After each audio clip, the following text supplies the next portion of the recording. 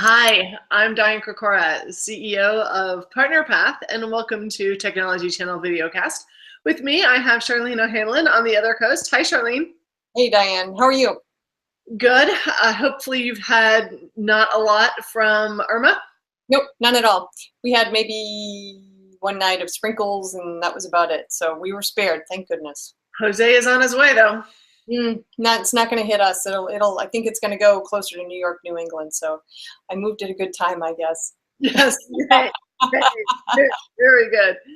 So this week we're talking about ways to automate the partner experience, and we just did a webinar and on really an in-depth look at some of the data behind this, but wanted to give just some of those high-level 4 ways that you guys can automate the partner experience, but not kind of go overboard around, as Charlene and I often talk about. Don't automate the relationship out. Right. Yeah, I think that's really important for companies to consider when they're thinking about any automation to their channel partner just relationship and the tools that channel partners need to be able to sell and carry out and be the brand ambassadors.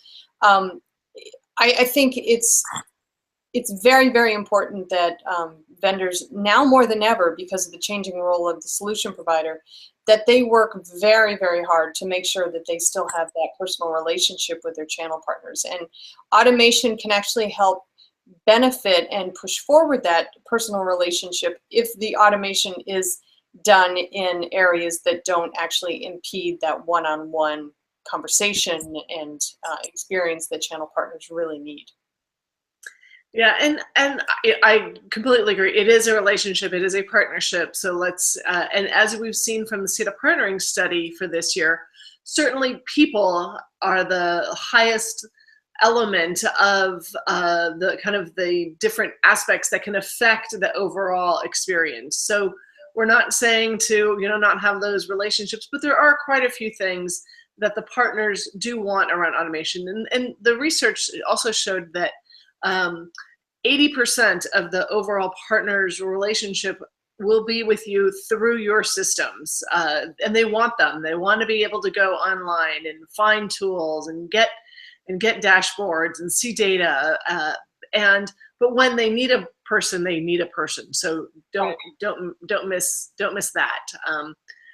But one of the 4 things that really came out ahead of the pack from the partners' answers were that automation's great, but they really require single sign-on for a good experience, right? So not 5 different systems that they have to remember their passwords for, just for you as a vendor. Remember, they also have probably 20 other vendors that they're also signing into your systems and tools.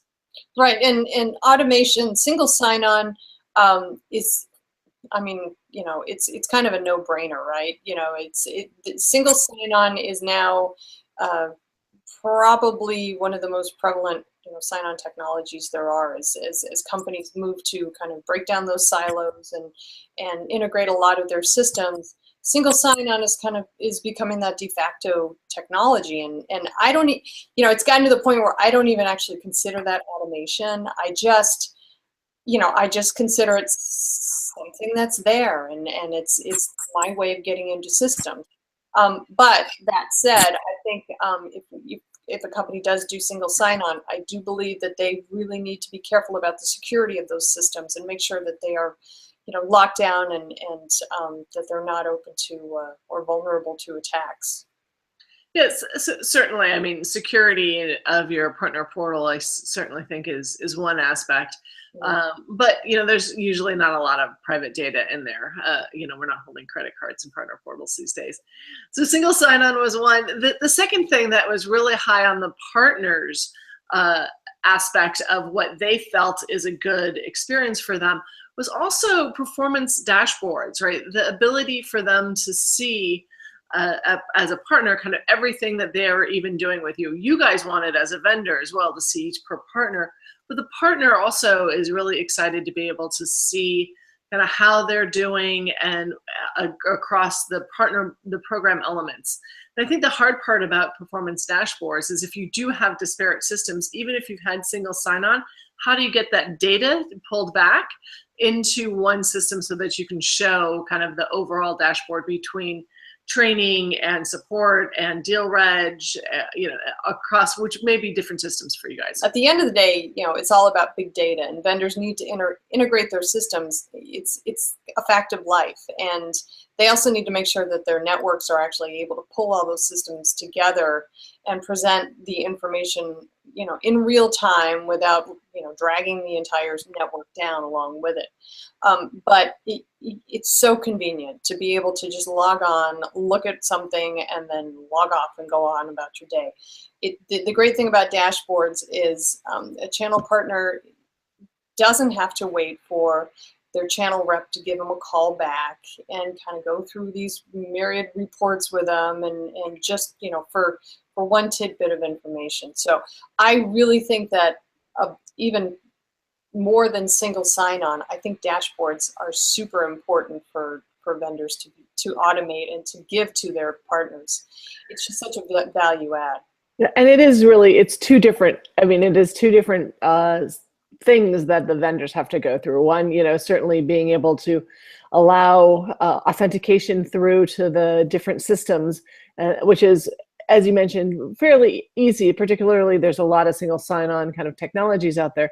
And then the other, which is a little bit harder, is kind of pulling data from disparate systems into one where we can present dashboards or gauges or, thermometers to say, you're 3/4 of the way through your expectations for your sales revenue, or you've spent all of your MDF dollars. So to be able to pull all that in was number two for what the partners thought as their aspect for what would really help them in terms of their experience with you around automation.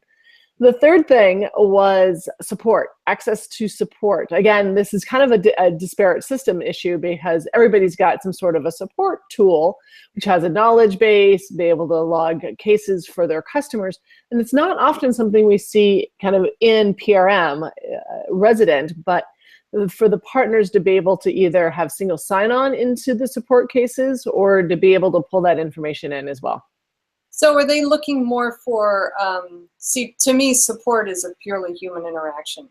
You can have FAQs and you can have chat bots, but at the end of the day, at least for me, I'm hitting zero. I'm hitting talk to a human being because 9 times out of 10, I don't get the answer I need through an automated system. So that really surprises me that they're looking for support in an automated way.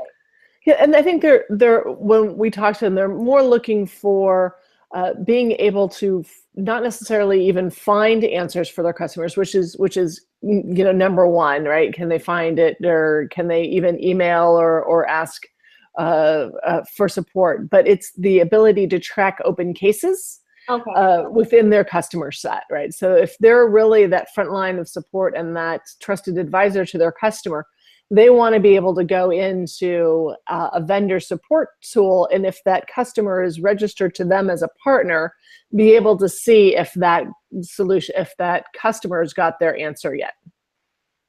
That makes total sense. Which is quite complex. I mean, we're not saying this is going to be easy, but these are the kind of the 4 things that they're asking for. If it were easy, it'd be done already. So right? Nothing to talk about. So. And number 4 is around enrollment and onboarding. And the partners really indicated, again, we always say that you only have a chance to make a good first impression. As you're onboarding or enrolling that partner into your programs, and there's contracts and MSAs and NDAs, all that the partners say can really be streamlined through automation systems that, even use of things like DocuSign to be able to digitally sign contracts and really get them, they're already excited about it, right? You've sold them on becoming a partner, and now a lot of times, a lot of the breaks happen when we have to email contracts around or sign and scan and return things. Well, that makes sense. And that could even kind of go back to that partner dashboard portal. You could have everything in one place that the partners could log on, and then they could sign the documents there, and they could, download documentation and, whatever they need to do. And it's, again, It's about integrating those systems and being able to provide channel partners with the information they need without having to get on the phone. And that's, you know, those are the things that I think at the end of the day kind of make or break a partner relationship with the vendors. It's how difficult are you making it for your channel partners to interact with you? And the easier it is, the better the relationship's going to be. Right. I think that's a great summary around even, you know, why automate some of these things. You know, if we can streamline the workflow and the processes and get people what they need and when they need it and when they're able to look at it, rather than everything having to be human touch, I think we can speed up the pace of business and get those partners engaged and keep them engaged even through some of the kind of the more onboarding processes, and get them actually selling, which is what we want them to do. Right. Thank you very much, Charlene, for bantering this about with me yet again. I hope you all enjoyed our 4 ways to automate the partner experience, and we will see you next week. Thanks, Diane. See you next time.